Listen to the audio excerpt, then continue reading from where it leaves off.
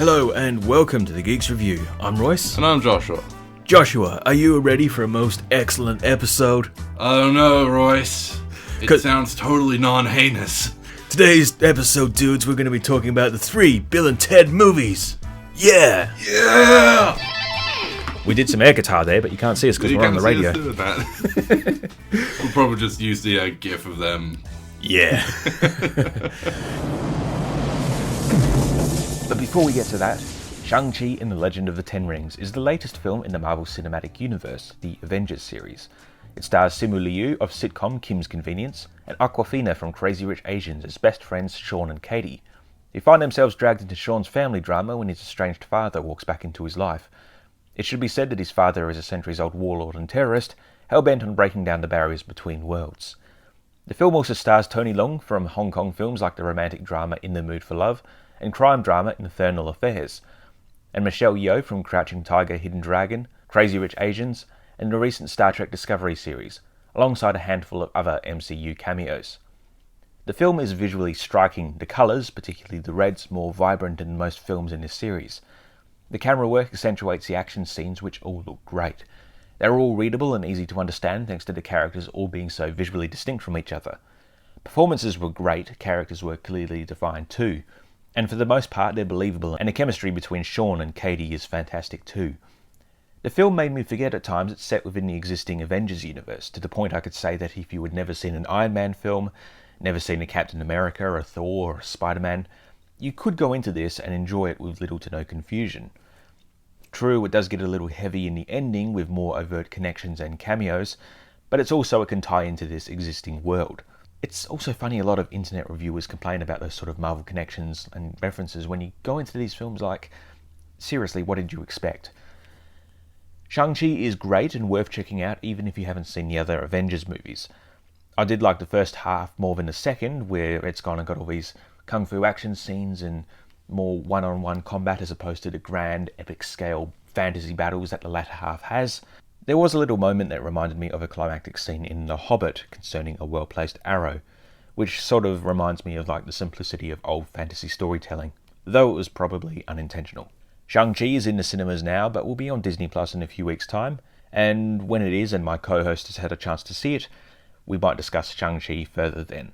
What did you think of Shang-Chi? Remember, we have a Facebook page, that's Geeks Review on City Park Radio. Drop by and leave us a comment on any film or TV show we discuss, and we might read it out on the show.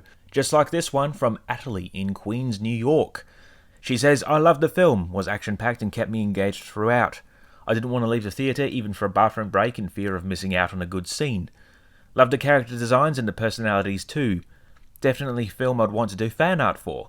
Also a definite recommendation for anyone, Marvel fan or not. She also says she loves the creature designs, especially the dragon, but won't go any further with that for fear of spoilers. But yeah, if you have any thoughts on Shang-Chi, drop by our Facebook page, that's Geeks Review on City Park Radio. Anyway, on with the show. Bill and Ted's Excellent Adventure, Bogus Journey, and Face the Music are 3 comedy movies which have come out over the last 30 years, and we're going to talk about them. Starring Alex Winters and Keanu Reeves alongside George Carlin and William Sadler. Yeah, these are cult classics, and last year the 3rd Bill and Ted movie, Face the Music, came out, and we kind of missed it, unfortunately. Unfortunately, due to COVID, it had limited screenings in Australia, and by the time we were able to go and see it, oh, I'm sorry, it's not in this state anymore. They're all on Stan now. Yeah. Not to shill Stan, but I mean... We don't endorse, but please, Stan. Yeah, they're all on Stan, and you can all watch them. So, yeah, if you're looking for some 90s, 80s flashbacks, or, 80s, sort of, mostly. Yeah, well, the first one came out in 88, and apparently it was filmed quite a few years in advance and released when they finally got funding. And then Bogus Journey, which I think is the pinnacle. Yeah, they peaked. Came out in 91. Well, what's your backstory with this series? I originally saw Excellent Adventure probably when I was younger. I was definitely a decade or so ago now. I just can't remember when, and I was sort of watching and going, what the heck is this? And then I watched The Matrix, and I'm like, oh, it's the dude from Bill and Ted. Where's Bill? Yeah, well, Bill went on to be a film director for several years. And help record music. Yeah, well, I remember hearing about this. This is like the cult film. You kind of had a lot of buddy films, you know, like, I mean, you had Wayne's World around the same time, which I really loved. And I think with Bill and Ted, my appreciation grew with it as time. It's one of those films where it sort of sat with me for a few years, and then it was like, as references came about, I appreciated it more. It also opened up the floodgates for stoner films.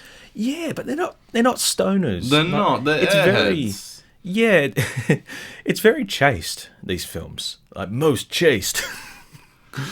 These films are quite suitable for all ages. Yes, suitable for all ages, sure.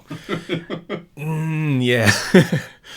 Yeah, I think I then saw Bogus Journey a few years afterwards. But yeah, okay, what's the plot of these films? So, we open up with an introduction with a character called Rufus, played by the comedian George Carlin. In the far future. 700 years in the future, he explains that the entire society of the world has been impacted by these most righteous of dudes, the Wild Stallions, Bill and Ted.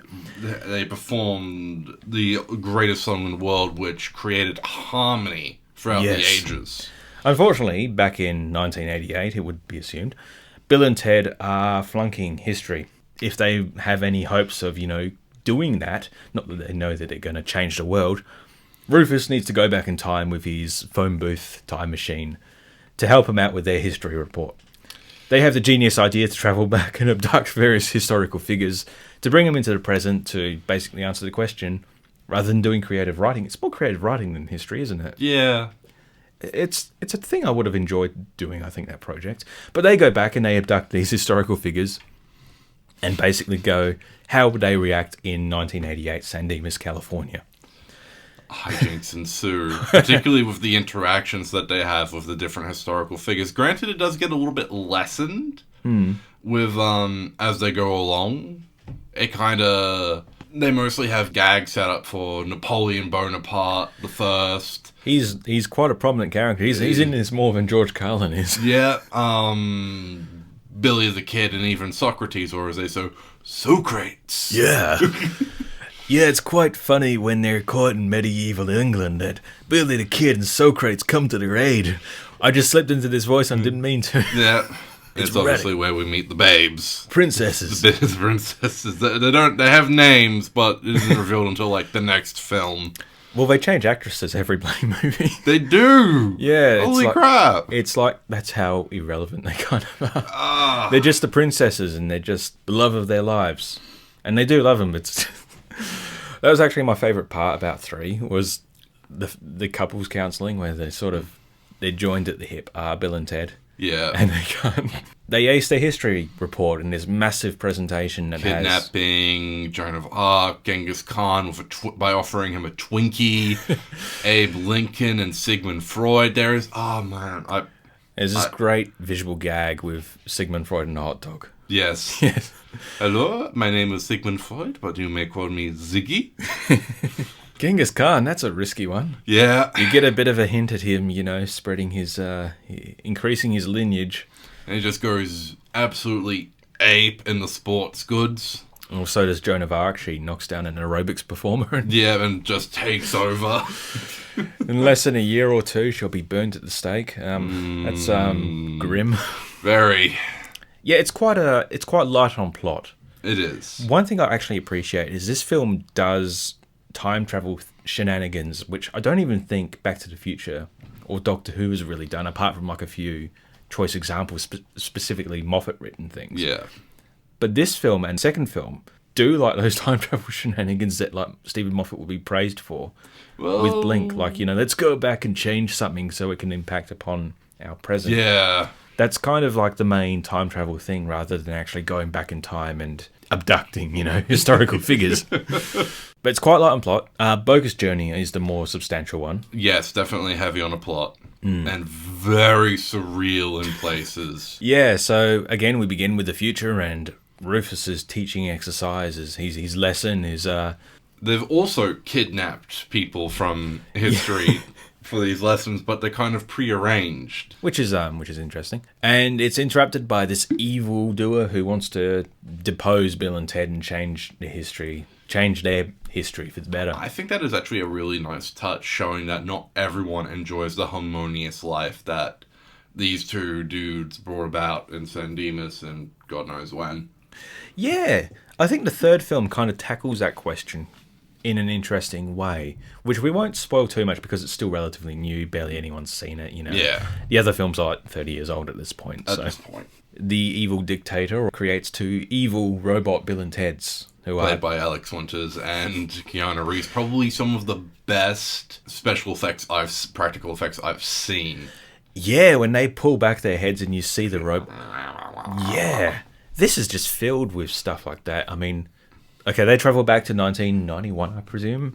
Sometime in the past. Yeah, because the new film is set 25 years after 2. Yes. But yeah, it gets a bit confusing. So they travel back and they kill Bill and Ted. And then Death, the Grim Reaper himself, shows up, played by William Sadler. Doing a Swedish accent.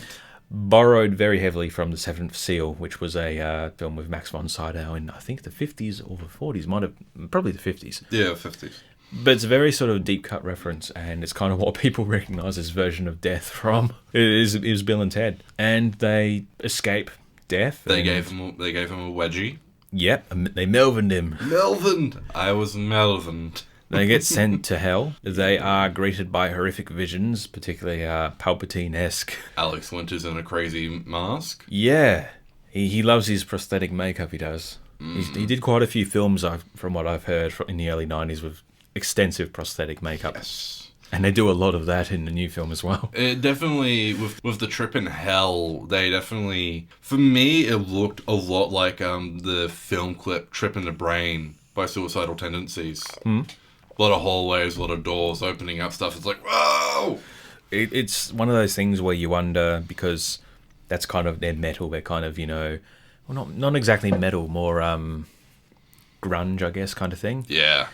And while Bill and Ted are not exactly grunge, but it's interesting because the first one is so 80s, and then this one is so 90s as well. It's like, just in the fashion and the music and sort of the general tone and attitude, it feels like they're a product of Nirvana kind of thing. Even though Nirvana was kind of, a little bit like, not to mention there are some returning actors and actresses. The man who played Bill and Ted's dads. Yes. And and I can't remember her name, but the lady who played Missy, who played Bill's stepmom and then becomes Ted's stepmom. And then I love how they just keep that gag going into the third film. Yeah. I love the scene where they possess both of their dads. Yeah. Because the actors playing their dads... Well, it wasn't Bill's dad that they possessed at the police station. It was Ted's It was dad. Ted's dad and the desk sergeant. Right, yes, that's right. It's such a confusing thing because it's one of those things where it's like, which one's Bill, which one's Ted? They're so interchangeable, but Ted's the black-haired Keanu. Yeah. Bill is Alex Winters. A friend of mine, she went and did a cosplay of Ted a few years ago. And I tried to sound smart because I'd seen them both, but I hadn't really remembered them yet. So I'm like, I really love your Bill cosplay. And she sends me this video, and it's an interview with Keanu, and the guy's like, so you were playing Bill? And he's like, I'm Ted. And as soon as the interviewer and I realised, we both just sunk to the ground in shame. Like, no! But yes, Ted is Keanu, yes. Yes. Bogus Journey is just... It is so inventive, though. It is. I mean, the Seventh Seal, of course, they have a chess match with Death. Well, they don't have a chess match. Well, in the Seventh Seal they do, but here it's subverted with Twister, with Battleship, with... some kind of fantasy football thing. Yeah. It's You sunk my battleship. It's a lot of crazy, wacky imagery. The evil Bill and Ted just wreak havoc in San Dimas. Yep. Playing basketball with their heads. That is actually still pretty damn good effects. Yeah. Until they're not. Having two Bill and Teds on screen at once as well. Station is something that's sort of so bizarre and unexplained. But Station. It came about from when they were writing the script, apparently Station was like a word that didn't get deleted, so it was just in the middle of the script. Like, it just randomly says Station. I think when they were typing police station, like, they deleted a part and it was... Yeah. And they found it so funny that they created this entire character around this one thing. And now we all enjoy that horrific-looking creature. Yeah, obviously they do succeed. They beat their evil robo duplicates, have a standoff with, well, I can play this game too, with the very red-nosed Doctor Who special between Rowan Atkinson and Jonathan Pryce. Yeah, if Moffat hadn't seen this, I would have been surprised. Yeah. Like, I bribed the architect. And just the constant one-upping of, like, playing with time, travel, and... Yeah. It's really out there, and it's quite high concept in some regards for sort of, like, what would otherwise be regarded quite a silly, stupid film. And the surprise re-reveal of George Carlin as Rufus. That's probably the freakiest moment for me. It's like, what? I do enjoy as well that they have, like, over the credits as Kiss plays. You go and get, like, all the newspaper articles, the magazine covers that kind of shows their journey, which leads into the new film. Yes, Face the Music. Which actually references that. It's not just like that was a throwaway gag and now we just find them there. That's like the position that Bill and Ted are in is kind of a result of what happened. Yeah, they kind of plummeted. They were seen as one-hit wonders, and then they just tried too hard to try and create the ultimate song and ended up becoming has-been. They got Beck Bennett playing Keanu's, Ted's younger brother in this, who's, you know... We shan't speak any further, spoiler-wise, but they're still trying to come up with the perfect song that unites the world, and they just pick up the bagpipes and the... Theremin. That's it. But yes, you're introduced to their daughters. Theo and Wilhelmina. Played by Samara Weaving. Yes. Returning again, as we're talking about her again. And Bridget Lundy Payne as Billy. The two daughters just sort of in awe of their dads. They are their fathers. Beat for beat. They go on their own little adventure in this tale as they, again, try to help their dads. By kidnapping musicians throughout time. There's sort of a bit more logic to it. Recruiting. How they go to get Jimi Hendrix, but he doesn't believe him, so they go and get Louis Armstrong to convince Jimi Hendrix. But yet Louis Armstrong was already alive in that time. Yeah, it's interesting how they picked him up from that specific point, but... I guess. And at the same time, Bill and Ted have 24 hours to create the ultimate song, or the world as we know it, and time will go kaput. It's not even 24 hours, it's 77 minutes. There we go. It's the runtime. This is the runtime. It's the runtime. I didn't notice that. Yeah, it's literally the runtime of the film. And you get more time travel shenanigans as they figure, well, how the hell are we going to come up with the ultimate song to unite the world? We've got 77 minutes. Maybe we should go steal it from our future selves. It's not stealing, it's borrowing. Yes. It's not theft, it's creative liberties. It's not abduction, it's coercion. No. So they travel in time, interacting with themselves, trying to find the ultimate song.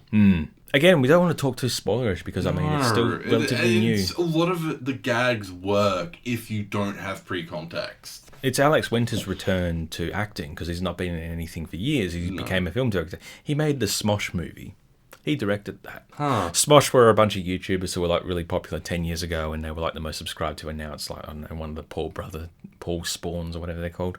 But yeah, seeing him back, and everyone praises Keanu for like looking great in his old age. But it's also so jarring to go from all the movies that he's done recently to him going back to playing Ted. It was actually John Wick that really revitalised the idea of a Bill and Ted 3. Like, it was kind of always on the back burner. Yeah. Like, I remember going through 20-year-old magazines. It's like, is a Bill and Ted 3 ever going to happen? Who knows? Maybe. Yeah, and it was him kind of saying mid-2000s, like, yeah, I'd be down for it. That they started playing it, and they've sort of been stuck in this development hell for years. Like, it was kind of years, like, Bill and Ted 3's happening. When? But we don't have an idea. Yeah, and then they did a photo shoot with them both in the phone booth, and it's kind of like, oh, maybe, hopefully it's going to happen. And then it did. It did. It's sort of like, yeah, we're filming it finally. Yeah, now, the problem with reunions, I find, is that there's always going to be the question, when's the next one going to be? I don't think there's going to be another one. I really think there should not be another Bill and Ted film. Well, as much as I enjoyed Excellent Adventure and have loved Poker's Journey, I feel Face the Music was kind of... I liked it. I think it's still got that energy and definitely the novelty of seeing them back. Yeah. After many years, of course, we revisited these films to watch it now. Yeah. If you go in the first time, it could be a bit, It's not a soulless cash grab. I feel like it kind of has... There's a bit of heart to it. And purpose to it. Yeah. the thing they're floating now is if they do with Bill and Ted 4, it won't be Bill and Ted 4, because Bill and Ted, as they said, are done. It would be Billy and Thea. Which would mean more Samara Weaving and all that, which would be good. I reckon they could do it as a series. I reckon they should do it as a series. Yeah. How would you feel? Like, what are you thinking there? I'm thinking, don't do a movie. Because there was a short-lived Bill and Ted cartoon for a while. There was a live action. I think there was a live action one, wasn't there? Yeah, there was a pilot for a sitcom which never was picked up, and it wasn't obviously the actors, but it was those characters. Yeah, so I reckon they could do it again like that, pick it up from there, but it's Billy and Thea. Well, the benefit then is that even if you do like a 3-episode series, which I mean they won't, they'll do like 6 or 8 episodes. Yeah, they'll get bang for their buck. Yeah, that could work actually. Because I think, especially now with some bigger names like Samara Weaving, she's kind of showing up in a lot more cult-related things, I noticed. Like, we sort of talked about before when she was in something a few weeks back, She started off... She's been in plenty of stuff, but, like, the first big cult thing I saw her in was Ash vs. the Evil Dead. Then she popped up in G.I. Joe... Snake Eyes, yeah. Snake Eyes. Guns Akimbo is definitely more of a cult film as opposed to, like, a mainstream thing. As is Ready or Not, I guess. Horror, that's sort of the thing. But yeah, I think a TV series would be really good. I mean, all these streaming things. A lot more freedom and less constriction for time. The budget thing, because I guess if it's then on some streaming service, you've then got the incentive to track it down, to watch it, to pay to watch it. Or people will watch it if they're already subscribed. Probably be on Amazon, They'd probably get the rights to it. Everything's on Amazon lately. But yeah, I think a TV series with them, Billy and Thea, would work really well. And then you can have like a cameo at the end of the series with Alex Winters and Keanu. But, it's not the focus. And then we've got 3 movies with them, Bill and Ted are done, Thea and Billy's most excellent adventures. Yeah, perfect. Now it's just a shame that doesn't exist. Yeah. I should probably write that down and take a copyright or something. Yeah. Get in early. Or pitch it to them and they're sort of like, hey, residuals, Yeah. Don't steal this if you're listening to it. By the time you hear this, we've already done it. Yeah. Signed, sealed, and... I'd really like to see that, actually. It would be pretty good. But yeah, Bill and Ted's Excellent Adventure, I think it sort of grows on you. It does. Because it's sort of like The Big Lebowski in that way. Like, that was a film I saw, but then it was kind of sitting on it for a few years and having references and memes and sort of mulling it over a bit. It sort of got a special place in my... And then Bogus Journey is just great. And Face the Music, I think, is a fitting conclusion for them. And a fitting return. Bill and Ted meets Bill and Ted versus Bill and Ted. Bill and Ted's Excellent Adventure. The entire series is available to watch on Stan. We're not promoting or, sponsored by Stan. We get nothing from these. Everything that we watch is out of our pocket. When we go to the movies and watch it, that's out of our pocket. When we subscribe to streaming services, that's out of our pocket. We are not in no way, shape or form paid for this. Yeah. Which is kind of why we don't get to view all the new stuff that comes out, because pretty much we out have of our thing. Very limited, and a lot of the streaming service stuff does lock it behind regions. Kind of lucky that it's all available on Stan here. That we could view it all.